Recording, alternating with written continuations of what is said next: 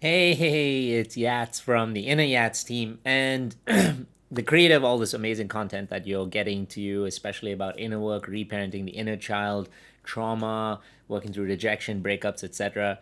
So, before I jump into the topic of today, if you haven't already subscribed to our page and you like the content that we're putting out, make sure you click on the link and subscribe to our page, The Inner Yat, so you can get more of these videos. Follow us. There's going to be a lot more of this content coming out that you will really enjoy. So, today, what I'm going to talk to you about is reparenting and 3 ways to reparent yourself in the present moment. So, the first thing is, what is reparenting, right? You might be wondering that. Now, whether you realize it or not, each one of us has a sweet little innocent inner child that lives inside of us. So, this inner child has been living with us since our early years. And what happens is, in the ages of approximately 0 to 7, we don't have a fully developed forebrain created. And so at that point, the child that's growing up absorbs everything else and processes it about the self. So this little child creates the identity of their selves based on like what they're experiencing, how people treat them. So for example, if someone shows up for you in a certain way or doesn't show up for you in a certain way, it tends to define your identity of what you're worth. If you really wanted love and affection, you wanted a parent to show up at an event, you wanted a parent to pick you up and hug you when you were hurt, if they could not provide for that or soothe you, you create this unconscious identity of like, what's up with me? What's wrong with me? That I can't even get this. Maybe I'm not valuable enough. Maybe I'm not lovable enough. So this inner child and all the good and the bad things from those ages stick and stay within us. And our present moment, our actions in the present moment, relationships in the present moment, our time in the present moment is an unconscious reenactment of so much of what's from our past. Not an exact reenactment, but we take our tendencies, our beliefs, and we project them in our future. And so, a lot of the time in our relationships, the challenges that we face are based on the beliefs and the values we've built from the past. So, that's really what your inner child is this little being inside you who's still hurting very much from things in the past, who's still longing for a particular kind of love, for a parent to show up in a particular kind of way through the partner. And so, unconsciously, when we get into relationships, we are looking for our partners to provide that kind of love or soothing or care or support or showing up or validation, etc., which was not showed up for when we were children. So we are unconsciously attaching our expectation to these partners to give them something we may not know we want, they may not know they're capable of, but more than anything, it inevitably leads into disappointment because these partners can never truly give us what we really need deep down inside based on our childhood. We have to give it to ourselves first. And that is how the concept of reparenting really came to being. And so, reparenting is this process by which we take this inner child that I talked about, this inner child who's wounded, this inner child who's showing up for us in the present moment in certain ways by attracting certain things, feeling the pain of certain things, feeling so sensitive to abandonment, rejection, invalidation when they show up. That's all from the inner child. And to provide that inner child the love, the parenting, the care that they didn't fully receive when they were a child, that they didn't fully get in the way that they wanted when they were young. And so, and so in the present moment, you may wonder, like, well, what does that look like showing up in the present moment? Because I'm an adult now, I'm not a child. But that child lives inside you. And so a lot of those desires are still inside you. The desire for love is infinite, grows from like when we're a child and goes on until we pass and we die. It just takes various forms. So if we can understand that the form it's taking is actually influenced by its first stages of influence and of absorption, we can now say, okay, then this is the kind of love I've really been wanting. This is how I can give myself more of that safety, that security, so that I'm not running around trying to attach to somebody else for it.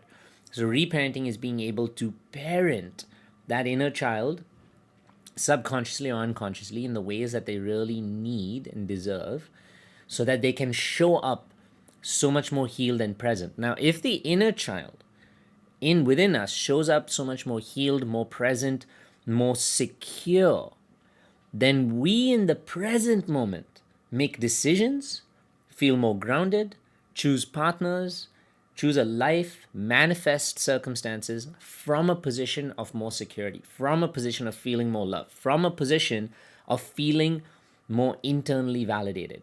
That's why what reparenting does is it breaks a lot of our past patterns. It breaks a lot of those like previous relationships of continuous either abandonment or cheating or avoidance or anything that we keep attracting which isn't suiting us, which isn't creating love for us. Because now we're aware of where that little piece was missing and we're able of how to provide it, so that now we attract a whole different set of circumstances. Now we're attracting in what we want into our lives from a place of peace, of groundedness, of completion, rather than from a place of scarcity, a place of desperation, victimization, a place of being not sure of what we want. And so therefore attracting things into our lives ultimately that leave us feeling, invalidated.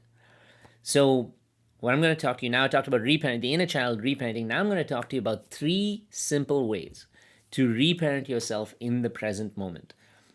And I'll go in an order of like ease, so to speak. So, 1 is to connect with the inner child. So, in the present moment, to reparent yourself from either the masculine or from like the feminine perspective of the parent.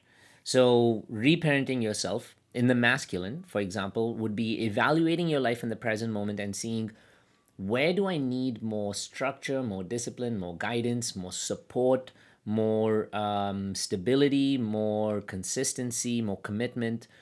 Looking at those things, where do I need more direction, more vision, etc. So evaluate your life in the present moment from the masculine, for example, and say, if I were to be my own father in this particular moment, and you have to visualize this, whether you identify as the feminine or the masculine is irrespective. Each one of us has masculine and feminine within us, different levels of it.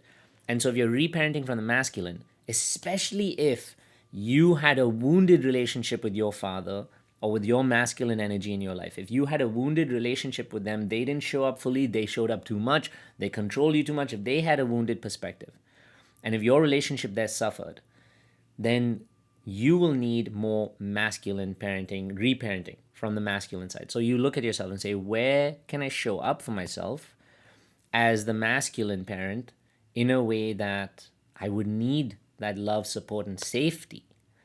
So if you look at your life and you're like, okay, maybe this is creating a better schedule for myself to sleep, possibly. Maybe this is creating a better schedule for myself to work, being more disciplined about this is the time I'm going to get this done, this is how I'm going to create that.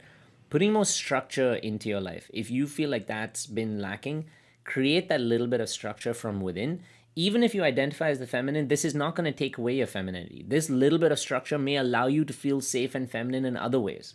So just creating a little bit of that for yourself, of where you need to show up for yourself in a more masculine parenting way, so that you can have more of like, an all-round expression of feminine, masculine, etc., and more healthy dynamic. But to reparent yourself in that way. So maybe if you were a child who, you wished your dad could take you to school, your dad would actually to drop you, to come to sporting events, to come to competitions. Visualizing yourself in moments of today, when you're performing, you're going to a big meeting, you're going to maybe prove something to someone, you're going to showcase yourself. Visualizing a father being there next to you and saying, you've got this, you're going to do this really well, you're going to be able to express yourself, I'm here no matter what happens, success or failure, I'm here, I've got you, I'm going to be able to show up for you, I'm going to make sure I'm here right until the end. When you have to make tough choices, decision, visualizing and reparenting from the masculine perspective, saying, okay, I think this is good for you, just go ahead and do it, trust it, go ahead, make this choice, make this decision.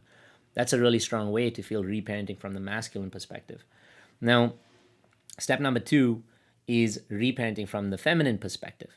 So let's say you had a stronger wound with your mother, right? Let's say that, for a lot of men, they unconsciously don't realize that they have strong wounds with their mothers, because their mothers either didn't show up for them emotionally enough in a nurturing manner, which actually helps develop the masculine, or their mothers were overbearing and their mothers showed up in a place where, they pushed their own agenda down the child too much because they felt an insecurity of their own selves, maybe even in the disconnection of their own relationship. Maybe it was the single child, and so they forced that agenda, which got, again, the masculine child, to develop with an unhealthy dynamic.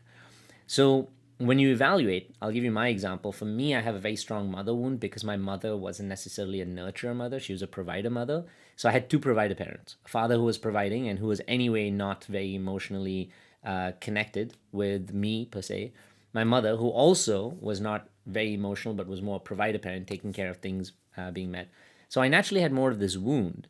And so in the present moment, there are a lot of moments where I feel like, I have a lack of affection. I feel like a lack of connection. And so unconsciously, I start seeking that in relationships and make that a priority, which then skews all the value systems of what are important for me to have in a relationship.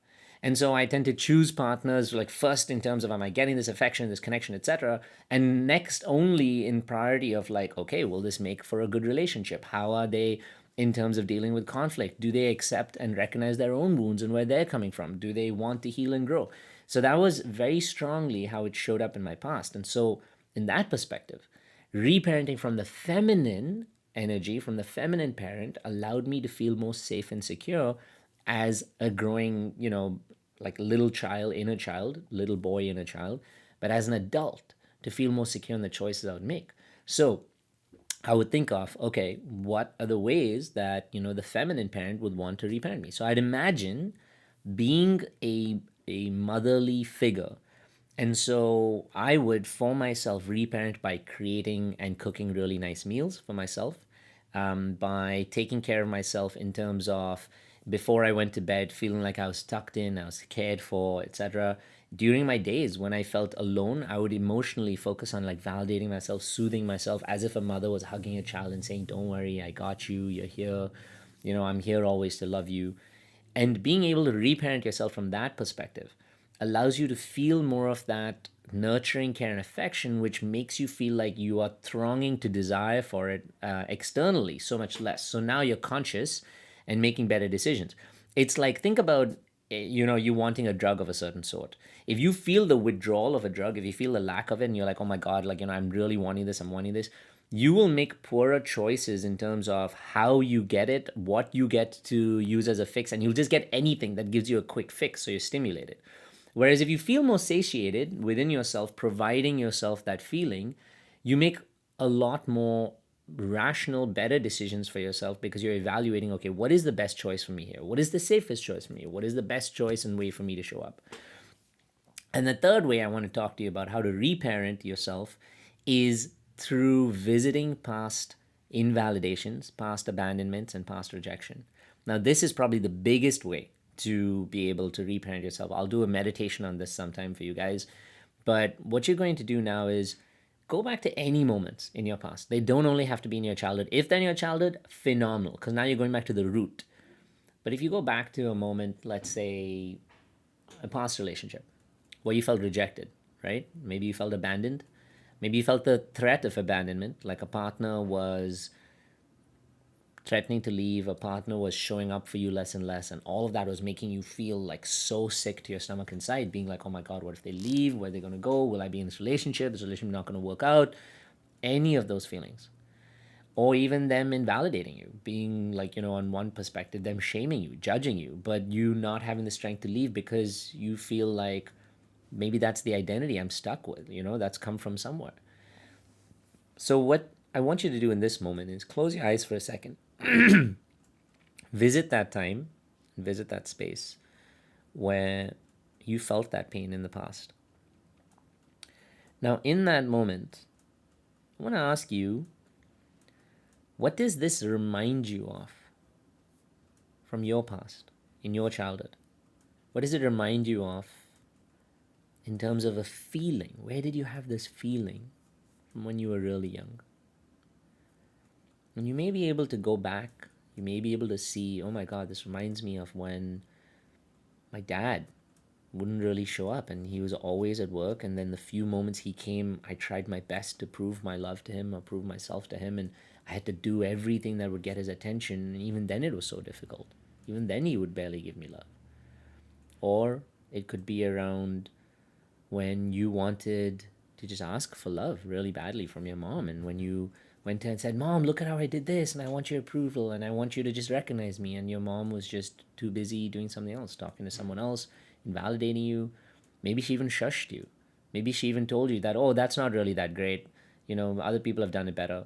Or maybe you don't look that great. Maybe you don't look that beautiful, or, somebody else looks better than you, or somebody else has done better work than you, etc. And so when you think about those moments, they can be any for you, right? Even as an adult, if you can't go back to the childhood, just think about it as an adult, how you feel in those moments. Those moments of relationships or rejections or invalidations when you feel threatened. And recognize that why it's hurting so much is not because of what the person or the people around you are actually doing to you. It's about how we internalize what's happening, how we make what's happening feel painful because it reminds us of past trauma, because it reminds us of moments in the past. And so in that moment, visualize yourself being the parent and giving yourself what you really wanted in that moment. Instead of what you got, visualize yourself giving yourself what you really wanted in that moment. Maybe you wanted love. Maybe you wanted a hug. Maybe you wanted support. Maybe you wanted recognition. Maybe you wanted someone to put your school report on the fridge, even if you got a C, and say, I'm proud of you because you've worked at it. Worked hard. Maybe you wanted someone to love you irrespective of whether you looked a certain way, whether you performed for them, whether you went to church, the temple, the mosque, whether you did or didn't, whatever you chose. Maybe you wanted someone to just recognize you and love you for who you were. Maybe you wanted someone to really show up for you. And when you really got hurt, physically or emotionally, and you were lying there hurt, maybe you wanted someone to really go down on their knees and hold you and hug you. And so you need to visualize yourself being that person, being that parent who couldn't show up for you. You need to visualize being them and actually showing up for yourself. That's what's really important. Because by doing that, what happens is you now make that child feel a little more soothed, a little more comforted, a little more healed. And as that child starts to feel those things, you in the present moment truly start to feel those things. You start to feel so much more secure, like you can show up in a place where you're not needing someone to validate you because you're validating more of yourself. You start showing up more in a place where you're not afraid of someone leaving you because you're truly there to give yourself company, especially in those moments which are hard. And once you start doing this, especially in those 3 ways, if you start looking out for yourself and you start reparenting, these are 3 simple ways. I'll throw out some more simplistic ways in another video. But these are 3 easy ways you can do it. And if you focus on doing these every time you actually feel the pain, every time you're feeling the lack, every time you're really needing the voice, if you provide the voice, you provide the love, you provide the validation, in the present moment, you will show up so much more secure. And the choices you make will be so much more supportive of who you are. They will validate so much more of who you are. You'll feel so much more complete. You'll choose better partners, better situations. You'll perform better at work. You'll show up so much differently in your friendships because you're showing up full of love. You're showing up more secure. You're showing up more grounded. Doesn't mean we don't need people, but we don't need people to complete us. We need people now to complement us. And there's a big difference. Our identity is our identity. Whether they're there or not, we don't lose it. We should not lose it. When we lose it, it means that someone else is completing our identity. But when we don't lose it, we may be hurt this way, that way, but we don't lose it. It means that we're now just needing to be complemented to take it to the next level. So that's what I wanted to offer you in this video. If you like this stuff, like I said, subscribe. If you love our videos, subscribe to our channel. There's so many more videos that are going to keep coming up. But one more thing is I've launched a new membership, which is for inner work, for people to be able to access live calls with me twice a month, to be able to have this amazing journal that takes them through prompts every single day and things they need to work on, that allows people to do so much inner work and reflection and deal with the problems and challenges in their present moment, including asking me questions on a group Q&A called You Ask Yats. And all of that is just for $1 to start. So if you are really interested in joining that community called the Emotional Freedom Collective, click on the link in this video to go to the website and sign up for the Emotional Freedom Collective, and I'll see you on one of our live sessions soon.